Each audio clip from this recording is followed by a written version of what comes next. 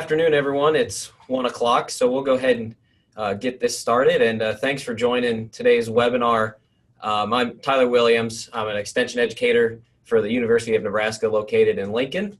I'm also one of the team members for the North Central Climate Collaborative, which we're calling NC3. NC3 is an initiative within the North Central Regional Water Network. Our focus is primarily on bringing climate information, climate education to extension professionals and related folks that do outreach within the North Central region. Obviously, we spill over into other states as well, but our full focus is primarily on the North Central region, and our team's made up of folks from each one of those states. So as we know, climate plays a big role on our soils, but we also know that soil can be an answer for at least part of the resiliency to the climate that we deal with. So luckily today we have Anthony Bly with us to share just that. He's a soil specialist with SDSU Extension up in South Dakota. He's been there for quite a while, Anthony. I was reading through your bio and been around SDSU since the early 90s. So I have a pretty good career going there. And anyway, so I've known Anthony for a few years, so we're definitely glad to have him on to share a little bit about understanding climate's impact on soil. With that, thanks, Anthony. I do want to report that it's 70 degrees and sunny here in Lincoln and very little wind. So we're happy about that to share today's weather reports. But anyway, I'm sure it's nice up in South Dakota as well. Yep, very nice. Anyway, nice. I'll turn it over to you, and thanks again for being here today. You're welcome, Tyler. My pleasure. And I also want to mention one thing. Sorry, not to interrupt. If you do have a question, type it into the chat box or the Q&A. I'll follow along with that, and we'll jump in and tell Anthony there's a question along the way. So again, if you have one of those questions, please go ahead and type it in the chat box, and I'll relay the question on. So thanks. Sorry, I'll be done interrupting now. No problem. I'm going to share my screen right now, and hopefully that's going to work for everybody. Here it comes, and we'll get this into presentation mode. Come on. Here it comes. One thing, Anthony, too. Sorry, I said I wasn't going to interrupt, but I'm going to. So I forgot to mention, I'm going to open up a poll question just while you're here. I'll leave it open for about the first 8 to 10 minutes. Answer those questions as you're in your convenience, and then I'll ask another one at the end. So I'll pull that up. And again, now I'm going to hopefully be done interrupting. So no problem, Tyler. That's thanks good for that. Yep, that's okay. I think I can shut that. Okay. Yeah, you should see my title slide. And, I thank you for taking your time today to come hear me speak. And so I hope I can share some things with you that you can use in your programs. But I always try to start off with my title slide with some interesting photos. And the one picture there in the top center, the smaller picture, is a root with mycorrhizae fungi developing on it. And so that's a really important factor for improved soil health, and helps plants and soil be resilient and provide synergy as well. And then the bottom picture on the right is a root that has sand and silt grains that are beginning to be absorbed to it, and that's really the start of soil aggregates being formed, and that's what's so important about minimizing disturbance in soils. One of the principles of soil health is that we try to build and maintain those aggregates, because that's really key to improve soil health. So we'll get it started here. Hey, Anthony, we're seeing your presenter mode slide. Oh, okay. You might be able to either switch the screens that you're sharing. Okay. Yes, I wondered about that, because my left screen, let's see, how would I do that without really messing this up? You could stop share and then share screen again and just select a different screen. Okay. Let's see, got to get this right. Let's try this one. Did that change anything? Yes, it is. Perfect. That's better. Okay. Yep, good. Thanks. Okay, so if I go there, we should get my second slide. It's not happening. Bummer. Do you still see my title slide? I still see your title slide. I'm clicking. Oh, there we go. There we Okay. So, I start off talking to folks, and, this is kind of a presentation that I would give to a variety of people. I start out talking about the way it was. And I think everybody's familiar with the 1930s pictures from Kansas and the Dust Bowl days and how bad that really was. And we don't need to dwell on that, but I kind of build this up to what's happening today and paint that picture. And so we can move on. These are the pictures out of South Dakota in the 1930s. Very, very famous pictures that have been used all over. In fact, David Montgomery used the picture on the right in his book Dirt. And so it just shows of that time where soil health was really poor and a timing of climate as well as, when they were breaking the prairie. And no fault of the pioneers, they had to use the technology that they had, but things just all lined up and we had a terrible, terrible disaster. Of course, most of you know that. But, this can happen today. And I share this picture, this aerial photographed from Texas and New Mexico from March of 2014.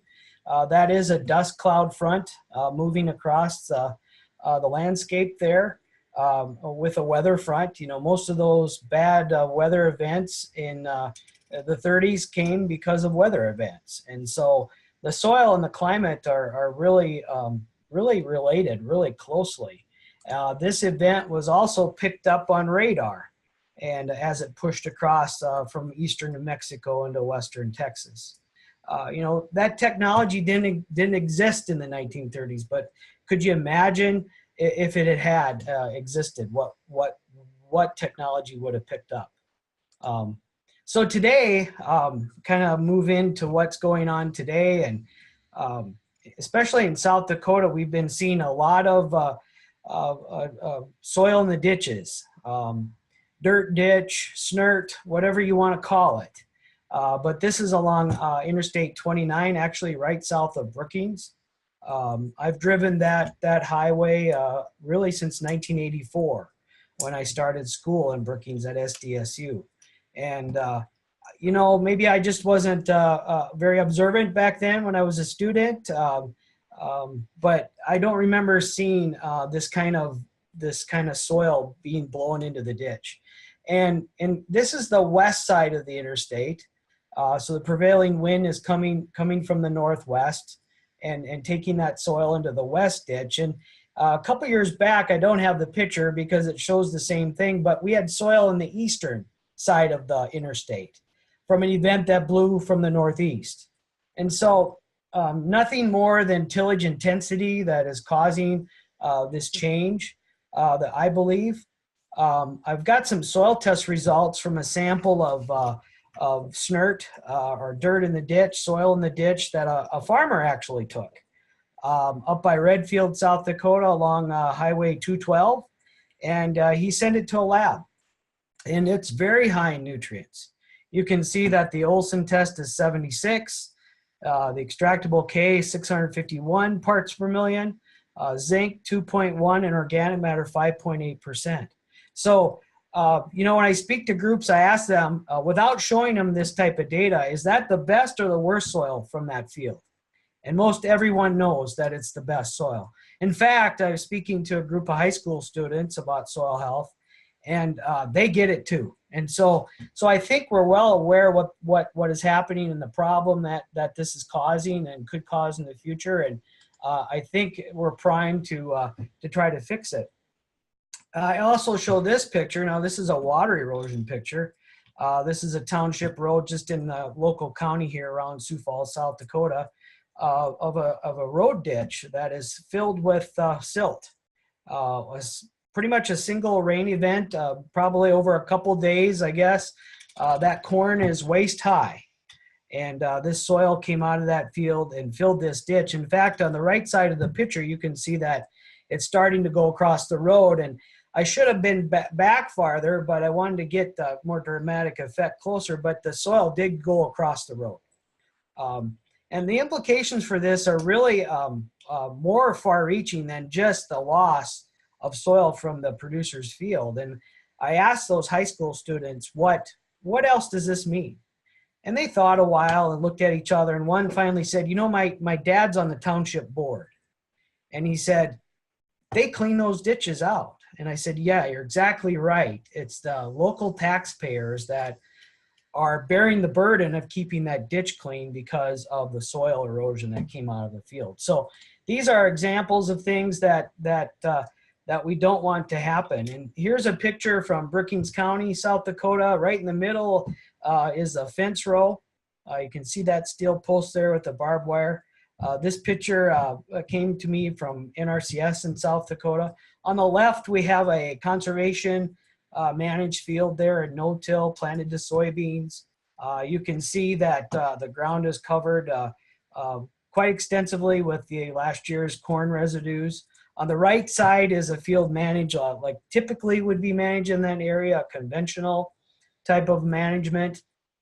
And you can see after the rainstorm what happened. And that siltation effect. In fact, there's a rill or a small gully at the top right of that picture where that came out of. And so I think we know what to do. We just got to keep up the education effort and keep working with producers to try to solve this. Here's another picture here locally in Minnehaha County. These are silt loam soils, and this rill or gully formed after one rain event. And I can tell you that rain event was less than an inch, but its intensity was tremendous. And this soil in this field is not ready for that kind of intense rainfall. And so why did this happen? And I asked people, what's the reason that water came down that hill and has formed this small gully? And so we go to the top of the hill in the same field. And by the way, this picture has made it around the country quite a bit, I believe, because I saw it in a presentation from Vermont. But anyway, we can see that the soil surface, almost looks like the surface of the moon. And it's very low in organic matter. That raindrop came and just destroyed any aggregates that were there at the soil surface. And so it sealed off, and that water had nowhere to go but to run down the hill and make those gullies. When I was a kid, we used conventional farming practices on our farm, and I knew when we had these type of rainfall events, there was one thing that I was going to do. And I was going to get on that 40-20 John Deere with that 15-foot rotary hoe, and I was going to go rotary hoe. Because the need to open up the soil again was there. This soil is, really can't breathe. They say a healthy soil exchanges its air in the top 6 inches every hour. Okay, and so that's important for microbial activity and root respiration and all those things that go on. So this soil is sealed up and needs to be opened up a little bit, and that's what we did with that rotary hoe. I don't know if most of you are familiar with that, but that was an implement you went very fast with, and you created a lot of dust, and unfortunately it breathed a lot of that in, and so those days should be over, but they're really not. Another example, we may think that some conservation tillage systems such as strip till are an answer, and they probably are on topographies that are much less sloping than this. And we can see this strip till field where an extreme rain event happened, and look what happened. The water ran right down where the corn was planted, and that's something that we don't want to happen. I was on actually went to the SARE conference at the beginning of April and went on a tour there. And I'm not going to name the orchard because the fella's doing a wonderful job trying to prevent some things that are happening on his property. But he had established a new raised bed area. And that's the photo on the left, and it has not yet been protected. And they've been getting a lot of rainfall in southern Illinois, and you can see the severe erosion that's happening there. But once he puts annual ryegrass between those raised beds, that seems to be slowed or stopped. And so, there are things that we can do to prevent soil degradation and improve soil health. here's a picture of what we'd like to see. We'd like to see that soil surface covered with residues, fully protected. We call that the armor. And this is a corn soybean rotated field, and it's highly protected. And so that's a long-term no-till field, about 25 or 26 years in no-till. And so that's what we need to, one of the first steps in really going after soil health is that. I just want to show you examples of our agronomic crops that can be grown in healthy soil systems. This is corn planted into a desiccated cereal rye. That may not be a practice that we really like to see happen, but some of the seasoned soil health producers can pull that one off. They know how to do that on their farm, and so here's a good example of that. And that corn is nice dark green color, and the stand it looked very well. Those plants are spaced very evenly, and so once the soil health improves, it gets easier and easier to really to manage it. The first few years of transitioning can be kind of difficult, but the more and more producer does those type of techniques for improved soil health, the easier it actually gets. Here's an example of soybeans in a long-term no-till field. Actually, the picture in the upper left there, those beans were planted into cereal rye that had been desiccated. You can see those soybeans just emerging. These fields essentially have zero runoff. There is some runoff when the soil is frozen, but when we get the rapid snow melts, but by and large, when those soils are thawed, there is really hardly any amount of runoff from these fields. You can see those beans are progressing very, very well there in the right side of the slide. A very successful way to do no-till there. Here's an example of an oats crop emerging out of soybean residue, and you can see if you look very closely in that picture, you can see the old corn stalk residues are there as well.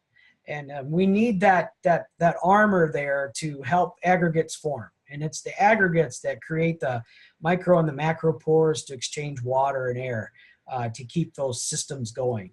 And that's beneficial for everything all around. In 2015, I visited a no-till garden in North Dakota. And it was considered a mulch garden, and the producer here had been doing this for 42 years. And I often get questions about how high can we push organic matter, and I really don't know how to answer that question. I can only answer it with examples that I've seen.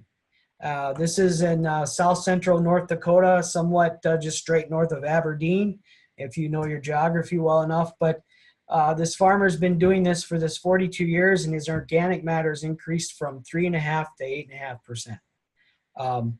And so you can see the soil on the right there, and he's holding in his hand, is really very dark black, and an indication of high amounts of carbon or organic matter. And we visited this field in early July, and it was really dry. All of the potholes and areas had dried out, but this soil in this garden was wet. And it was basically a rain-fed garden, but it was still really moist. And we talk about that water holding capacity increase, which is so important. I'll show a slide later. These are the aggregates that I was talking about. The soil on the left, a very long-term soil, no-till soil with a diverse cropping rotation and some cover crops in there whenever you can get it. You can see the pores and the structure that's available for plant roots and microorganisms to work in. Right across the fence is a conventionally tilled sample there, that PED there. Hardly any aggregation that's formed. And so really relying on mechanical means to loosen it, to help roots penetrate it and to thrive that way. So a very strong difference there. Another example of a comparison across the fence. The sample on the right, 24 years of no-till at this time, just in a corn soybean rotation. You can see how it's crumbly and breaks apart, well aggregated, dark soil, versus the soil on the left, a lighter, lower organic matter, more massive in structure. Soil scientists refer to structures differently, and that would be considered massive soil structure, which is not good. And so a strong comparison in there as well. I've tried to keep a lot of pictures in my presentation and just talk about the experiences that I've had, and I do have some data, and so I wanted to show you some data from some plots way back in 2000.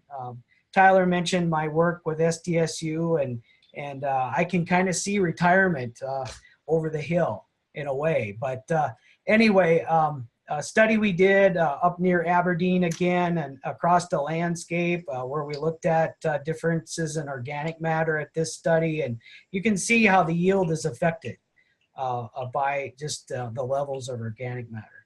And so how important that is huge. And a study here done by Hudson in 1994 in the Journal of Soil and Water Conservation shows how the available water holding capacity of a soil is increased when we increase carbon or organic matter. We kind of relate those two loosely, but they are very closely related. And so as we build carbon or organic matter, we're building the soil's capacity to hold more water. And if we're going into these periods where we're getting extreme wet periods and then drying out for a number of weeks, healthier soils with more carbon in them can help those plants get from one point to another, and which is very important. So is there a relationship between climate and the use of tillage? And I kind of put up a few talking points or thought points there, if you will. Do we do tillage because soils are too wet and too cold at planting? I think that's a reason a lot of producers give. Do we need tillage to level out those gullies and rills? Kind of a sarcastic comment, but I think it's true. We see a lot of fields that form these gullies, and then they go through with their big implements, and it's like a big eraser. We just erase them away, and we just do it all over again. And then do we need tillage to really bury those crop residues? There's a number of works, research work being done that, a lot of that residue that's left on the surface really goes back into the atmosphere. And it's the roots that we really gain our carbon from. And so those residues will take care of themselves on their own. And so we don't need tillage to bury them. And we shouldn't need tillage to take care of gullies and rills if we stop them from being formed. And as far as being too cold and wet, healthy soils, like I said, really respire, exchange that air on a continual basis. And that helps, unbelievably helps planting when it's too cold or too wet. And a number of people that I've talked to actually have planted in cover crops when it's raining. And that seems really unbelievable, and it's not a widespread practice, but I've talked to a man that's done that, and it's totally unbelievable, but I think it's worth thinking about. So when we talk about the tillage aspect, there's another part of this that most people don't even think about, and it's called tillage erosion. And here's a picture of a hummocky type landscape in central Minnesota. You can see the strong differences in organic matter across that field. And it's nothing more than the tillage moving the soil down the hill. I was a part of a number of studies that were done about tillage erosion, helping out with actual field activities. But we would bury actually washers in the soil and in a concentrated zone, and then we would go through with different implements, chisel plow, moldboard plow, even a no-till drill. And then we would go back in and we would gather all those washers and we'd record where they came from. And some of our treatments went down the hill and some of our treatments went up the hill. Well, you can't move the soil as far back up the hill as you do as you move it down the hill. And so by definition, that really is erosion. Soil is being moved from one place to another, and it's generally downhill. So in Nebraska, I came across a study that these authors here did really well. I know Dr. Sheffers there, and it just shows the comparison of topsoil thickness, depth, and corn yields. And so we can see as the topsoil depth increases, our corn yields increase. And it's really intuitive, and you might say, well, duh. But there's a lot of people that really don't think along these lines, and then that's why this soil health message is so important. Hey, Anthony, got a quick question. Sure. Do we need tillage to reduce stratification of nutrients, especially phosphorus? That's a good point. I've gone through that thought process myself for the last 2 decades or more. There was a point where we thought we needed to put everything in the soil, and we did that for a number of years. The mainstream no-tillers were doing that. And then we did really a number of studies in South Dakota that compared the two types of practices, banding versus broadcast, and we could not find huge differences between those two practices. I summarized that data some years later, and I'm sorry I'm not including that today, but I can tell you that if your soil test phosphorus, for instance, on an Olsen scale is below 10, there's an advantage to banding.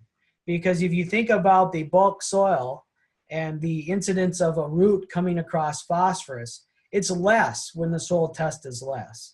But as you get above 10 and get into the high and very high category, the need for a band there really goes away. And so no, I don't believe we need tillage for stratification. If you think about tilled fields, they are also stratified, just at a little bit deeper depth. And I would say in our soil health systems, as we improve the microbiology and especially the fungi itself, that first picture I talked about with the mycorrhizal fungi extensions on that root, we can greatly increase the root's ability to explore the soil. Now that fungi doesn't really like tillage. And so that's the reason for reducing that tillage. So I think with that, if I haven't answered that question well enough, we can talk about that later. But that picture that I showed back in East Central Minnesota, this is the topography that they mapped, and they looked at the soil loss. And we can see that up on that ridge of this field, they're losing up to 100 tons of soil. And a ton of soil per acre is not any more thicker than a dime. And so you can lose several tons and really not even notice a change in the landscape. So huge losses in some places. And I apologize for the busyness of this table here. It's from the same study, and where they looked at different landscape positions across that field, going from the summit to the toe slope. The reason I really put it up is to show the magnitude of the data, but also the first line is the carbon. And you can see that the carbon is 15.3 there at the summit, goes to 11 on the shoulder and the upper back slope where the majority of that erosion has occurred. And really it's being deposited way down there at the foot slope and the toe slope position. We have much higher carbon down there. And so right along with that, if you bear with me and go down to total nitrogen, you can see that follows that same pattern, because we know that the carbon to nitrogen ratio in the soil is closely related. And so if we lose carbon, we lose nitrogen as well. And that's the importance. So you hear some soil health producers talk about nutrient cycling and their ability to reduce nutrient application rates. And it really comes through the building up of the soil and that cycle that takes place. So I want to kind of segue away from all the soil health talk and think about the nitrogen cycle just a little bit. It's really complex, but if you study the cycle a little bit at all, you know that the climate is really a big driver. And so we lose nitrogen to the atmosphere, we lose nitrogen in the soil to denitrification, and we can lose nitrogen in the soil just to leaching out of the root zone. And so it's a very, very intricate pathway or cycle. And so the University of Nebraska has a nitrogen loss and assessment tool that they use, and they've done some estimates on losses there for leaching, denitrogen, and denitrification and volatilization. And it's really huge. It can be huge in some years. And so climate and soil interactions are just amazingly high. And also the nitrogen uptake of hybrids that we use are different than 25 years ago. And so I'm going to show you a graph of that. But first of all, some of the results are currently versus 1990, 27% more nitrogen is taken up from the soil after modern hybrids pollinate. Those modern hybrids take up 56% of their total grain nitrogen after pollination. So there's still a huge amount of nitrogen coming in the plant. And these hybrids also use nitrogen more efficiently. And I think we know that. Our farmers are telling us that. And so if we look at the graph where we compare the old on the left, 1993, Iowa State University there, Ritchie, they did a wonderful work that we relied on for years, looking at for nitrogen uptake by corn. And if you compare that to the graph on the right, Bender 2012, you can see that curve or that bulge has shifted to the right. And so this has implications for putting our nitrogen on and interacting with the climate and how we manage that. And so there again, that climate interaction. Now I want to go to cover crops, where they fit into all of this, how they can help soil be resilient for the climate. I've been talking about aggregates a lot, of course. Won't go into those, but they recycle inorganic nutrients to organic forms. They help alleviate compaction, capture sunlight, increase carbon, provide forage for livestock. Again, that soil armor is very important. Provide a living root so that microbial population can go on working. And if we think about the prairie, Dr. Dwayne Beck is a mentor of mine, and we think about that prairie. It started growing right away in the spring, and it didn't quit growing until very late in the fall. And so those microbial populations were benefiting from that because there's a great exchange going on right at the root-soil interface, where the microbes are benefiting from what the roots are exuding, and the roots are benefiting from what the microbes are doing with the old crop residues and the nutrients as well. And so it's a very a big deal, and I think I'm going to retire before the biology part of soil nutrient recommendations really kicks in, but I do believe that is our future. I do. And they help moderate soil temperature as well. Don't let it get too hot, and they can help it from getting too cold. So they help in the soil being resilient, which is the soil's ability to overcome an adverse climate. They obviously improve soil health. We do that with diverse cover crop blends. We don't like monocultures. We like a blend of cover crops in there. They actually can help work together in a synergistic way. And I'm not going to get into synergy today, but Dr. Wendy Tahari really talked about that in a presentation. I listened to her. And also on a public TV documentary about working with nitrogen in the forest and fir trees. And I don't know if you've seen that, but all examples of synergy. So producers, we usually hear them say that they don't have enough water for their cover crops. And so I got a couple of maps here just to observe U.S. precipitation change from previous years, and certainly looks like it's going up. And when I combine this with the fact that a lot of our lakes have been filling up and kept full and overrunning, people realize, yes, we are getting more precipitation, especially in South Dakota. And then the intensity of the rainfall events has increased as well.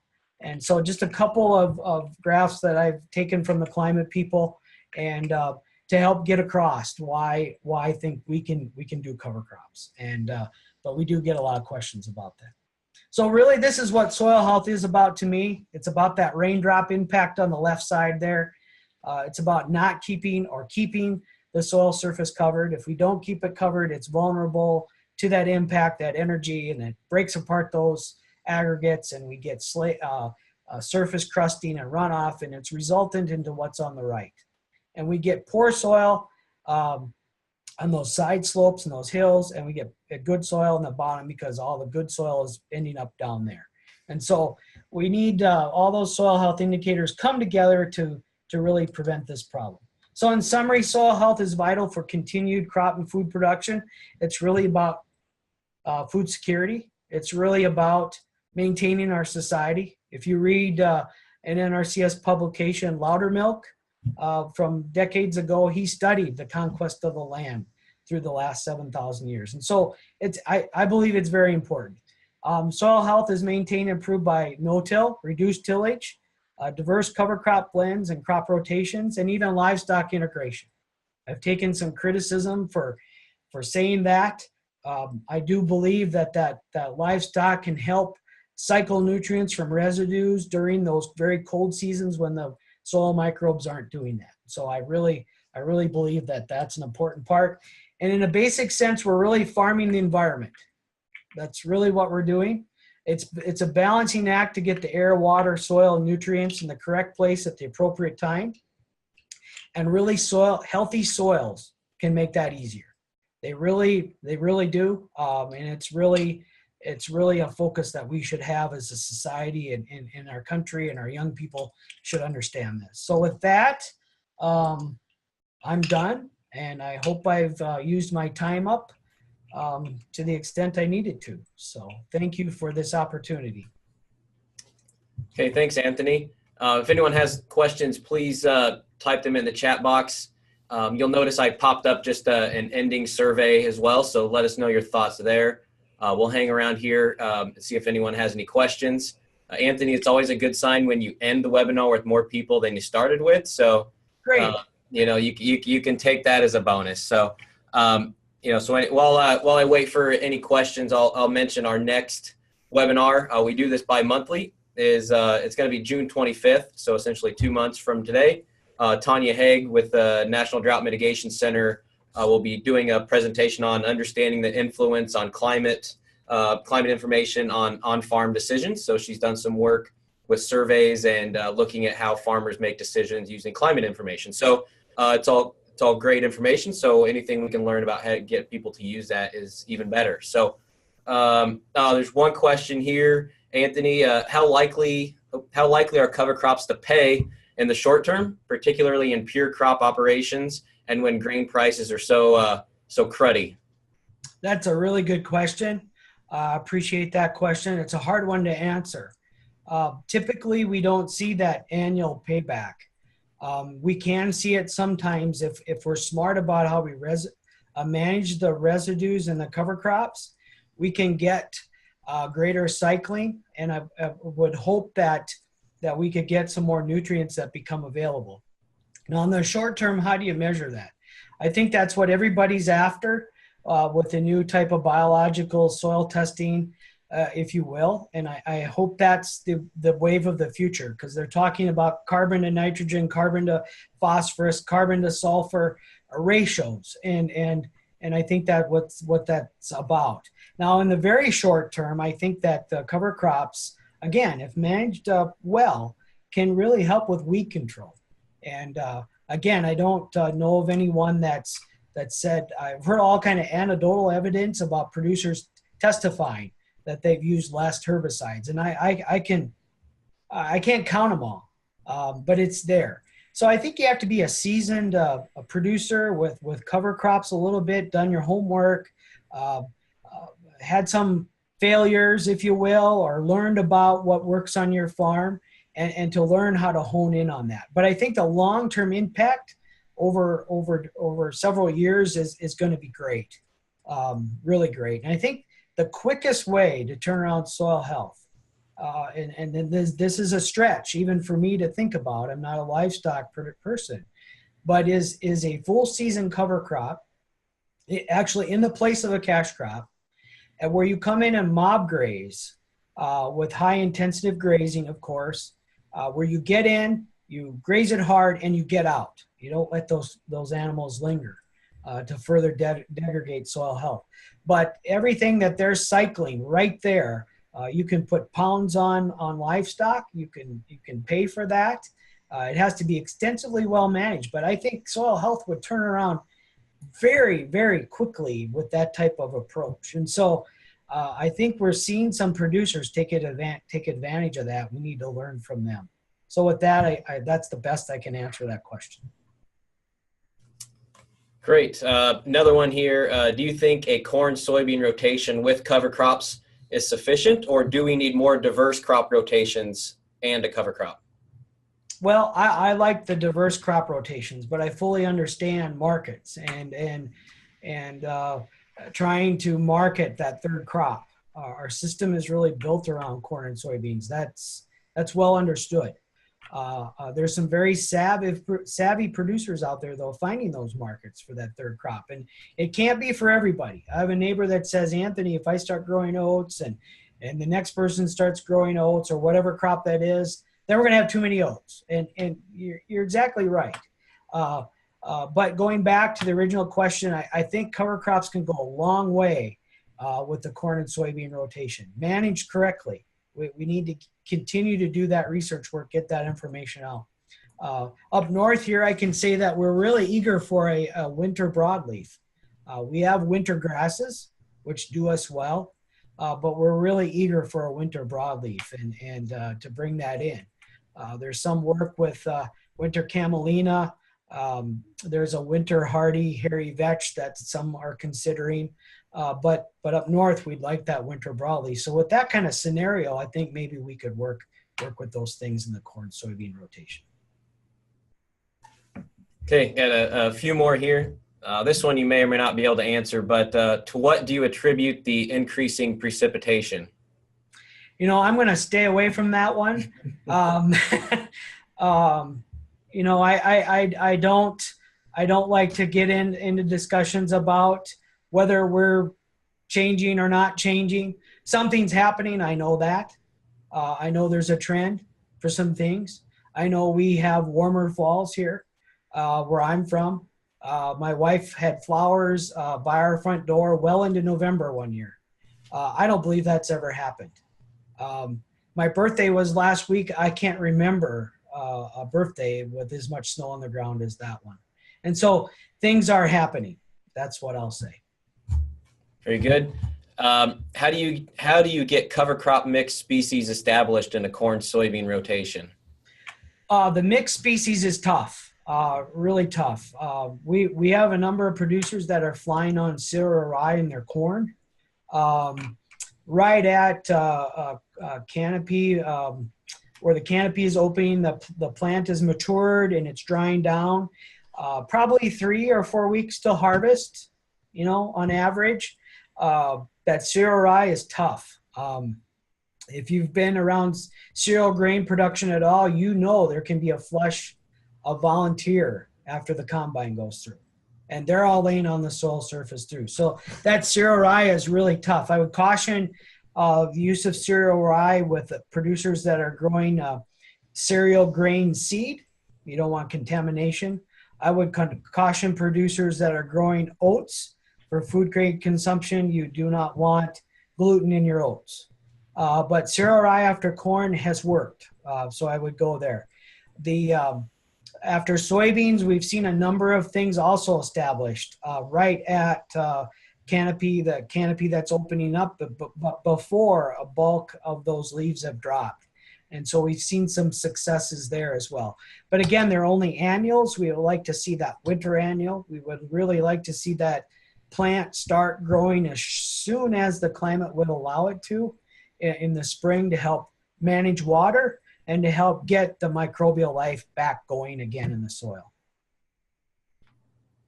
Okay, good. This one's out of order, but fits right into what you're just talking about. Have you tried Austrian winter pea? Most varieties seem to overwinter in southern Illinois, but not sure about in the Dakotas. We have tried that. In fact, we tried a variety called icicle peas. And I think last winter we may have learned a management practice about that could improve that. Actually, Dr. Paul Yassa said you need to plant them deeper, get those crowns deeper in the soil. And so maybe that's something we need to play with. Okay, back over here to the chat. How does crop insurance in South Dakota treat some of these soil health practices? You know, they're becoming more and more friendly to that. I think RMA is understanding the consistency of conservation cropping systems, and it doesn't have the highs and the lows that other systems have. We have to watch the weed-free period in our crops. We have to make sure that we're not competing with them at the wrong time of the year. And you really need to talk to your local insurance agent and get the policy that's appropriate for your area. Very good. Another one of the complaints we've heard in Wisconsin is the problem of too much moisture because of cover crops and residue. And this includes issues with slugs. Is this common in other places or possible solutions? This person also joined in a little late, so you talked about this just a little bit already, but it sounds like they have issues with slugs and things like that. You might be able to address. I'm not used to slugs. We haven't seen those in South Dakota. I'm sure it can happen. I don't know if there's a cover crop variety or species selection that would be less beneficial to them. When you talk about too much moisture for cover crops, that's interesting because the discussion in South Dakota is not enough moisture. And so it seems like there's a variety of reasons for doing or not doing things all over. And that seems to me that you would want cover crops to use excess moisture and to help convert inorganic nutrients to organic nutrients. And I'm not talking about organic farming.